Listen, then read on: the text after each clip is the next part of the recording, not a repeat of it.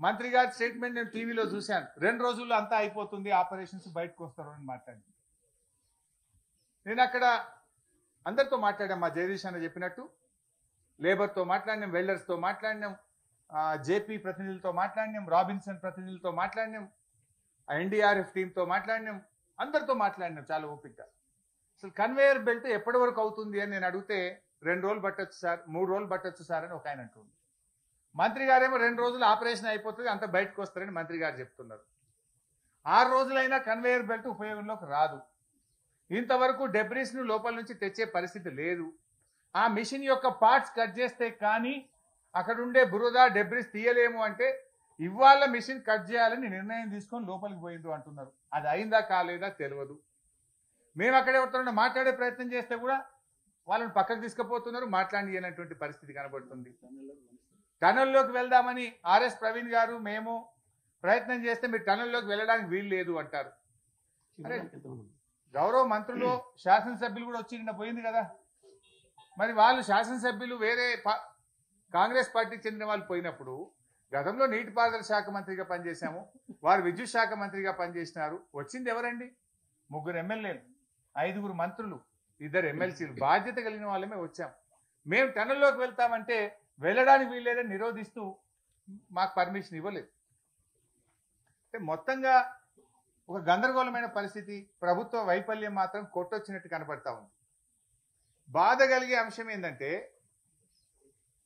మేమేమో బాధ్యతతో సంయమనంతో relief measures కొనసాగాలి, పాపం ఆ 8 మంది ప్రాణాలతో బయటకు రావాలని మేము సహకరిస్తూ వచ్చాం. కానీ మీరేం చేస్తున్నారు? రాజకీయాలు చేస్తున్నారు. ఉత్తమ్ కుమార్ రెడ్డి గారు ఇక్కడ కూర్చొని మాట్లాడతాడు, గత ప్రభుత్వ నిర్లక్ష్యం వల్ల టనల్ కూలిందట. సిగ్గుండాలే మాట్లాడడానికి. ఏం మాట్లాడుతున్నాను? గత ప్రభుత్వానికి ఇక్కడ ఇప్పటికి ఏం సంబంధం? మీరు పని ప్రారంభించేటప్పుడు జియాలజికల్ సర్వే ఆఫ్ ఇండియా మీకు ముందుకు పోవడానికి అనుమతి ఇచ్చిందా? ఇస్తే రిపోర్ట్ బయట పెట్టండి. లేదు, national institute of rock mechanics వాళ్ళని పిలిచి మీరు వాళ్ళ యొక్క ఒపీనియన్ తీసుకొని ఇక్కడ ఒక వ్యాలీ ఉంది, ముందుకు పోవచ్చా, పోతే ఎలాంటి జాగ్రత్తలు తీసుకొని ముందుకు పోవాలో పర్మిషన్ అడగాలి. అడిగారా?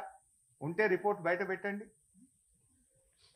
ఆదరబాదరగా ఆగమాగం చేసి ఇలా ప్రాణాలు బలిగి ఉన్నారు, ప్రాజెక్టు కుప్పగూలిపోయే పరిస్థితి తెచ్చినారు. ఇక్కడ నుంచి ఆయన మాట్లాడతాడు, అసలు గత ప్రభుత్వం పనే చేయలేదని మాట్లాడతాడు ఉత్తమ్ కుమార్ రెడ్డి గారు. మీరు చదువుకున్న వాళ్ళు, విజ్ఞానవంతులు, ఒక మంత్రిగా ఉన్నారు, రికార్డు చూసుకోండి. 9 ఏళ్ల కాంగ్రెస్ ప్రభుత్వంలో ఎస్ఎల్బిసి ప్రాజెక్టులో 3,300 కోట్ల రూపాయల పని జరిగితే మా 9 ఏళ్ల బీఆర్ఎస్ పాలనలో 3,900 కోట్ల రూపాయల పని ఈ ప్రాజెక్టులో జరిగింది. అంటే మీకంటే 600 కోట్ల రూపాయల పని మేము ఎక్కువగా చేశాము.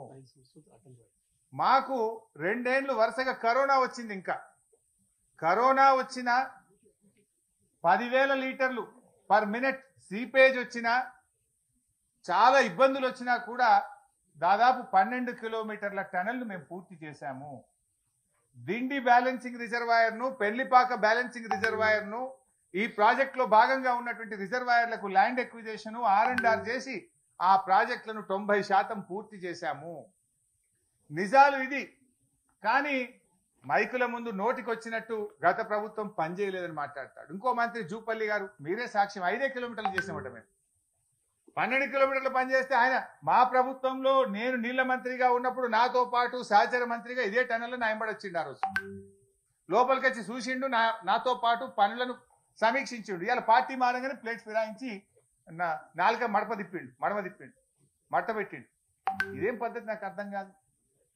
దివాలా కోరు దిగజారు రాజకీయాలు చేయకండి.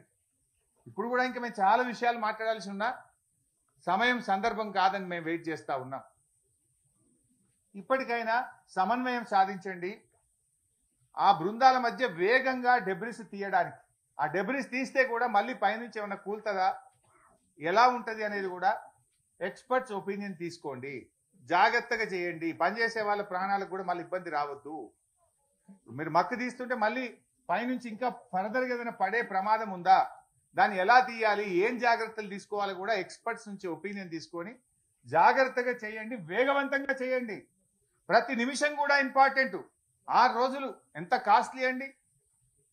ఇలా మీరు 6 రోజులు సమయాన్ని వృధా చేశారు. లోపల వాళ్ళకి ఆక్సిజన్ ఏంది, వాళ్ళ ఆహారం ఏంది, వాళ్ళకి మంచినీళ్ళు ఏంది, మంచినీళ్ళు లేకుండా, గాలి సరిగ్గా అందకుండా, ఆహారం అందకుండా వాళ్ళ ప్రాణాలు ఏం కావాలి?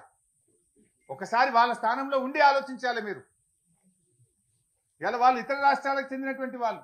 కేసీఆర్ గారు ఉన్నప్పుడు కరోనా వచ్చినప్పుడు ఇతర రాష్ట్ర కూలీలను కూడా మీరు మా రాష్ట్ర అభివృద్ధిలో భాగస్వాములు అని చెప్పి గౌరవప్రదంగా ట్రైన్లు ఇచ్చి భోజనం పెట్టి వాళ్ళని స్వరాష్ట్రాలకు పంపించి గౌరవించుకున్నాం. కానీ ఈరోజు మీరు ప్రాణాలకు తెగించి మన రాష్ట్రం కోసం ప్రాజెక్టు కడుతున్న వాళ్ళ ప్రాణాలను కాపాడడంలో నిర్లక్ష్యం వహిస్తా ఉన్నారు. 6 రోజులైనా ఇప్పటిదాకా డెబ్రిస్ రిమూవల్లో కానీ మీరు ఎక్కడ కూడా ఒక సరైన నిర్ణయం తీసుకోలేదు. సో దయచేసి వేగవంతంగా పనులు చేసే ప్రయత్నం చేయండి.